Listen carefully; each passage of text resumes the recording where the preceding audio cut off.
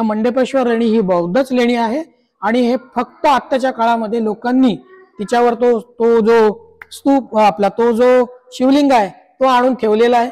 तो नंतरच्या काळात विद्वानांना माहिती आहे की ती कधीच शैव लेणी नव्हती, ती बौद्धच लेणी होती. नंतरच्या काळात इंग्रजांनी सुद्धा त्याच्यावर चॅपल बनवलंय ज्याला आपण चर्च म्हणतो. तर बुद्धिझम मध्ये ना नवस पूर्ण झाल्यानंतर मनोती स्तूप दान देण्याची ही पद्धत होती त्यावेळेस. तर बऱ्याचशा लेणींवरती आपल्याला हे स्तूप जे दिसतात आहेत ते मनोती स्तूप आहेत.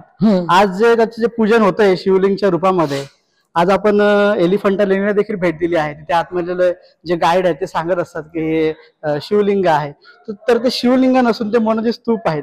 तर त्यावेळेस जे कोणी व्यापारी असेल, कोणी शेतकरी असेल, जर कोणी मोठा राजा असेल, त्याची इच्छा पूर्ण झाली असेल, त्यांनी जे नवस केला असेल बुद्धिझम मध्ये, बुद्धांना नवस केला असेल, त्यांचा नवस पूर्ण झाल्यानंतर त्यांनी ते मनोती स्तूप बुद्ध धम्माला दान दिलेलं आहे.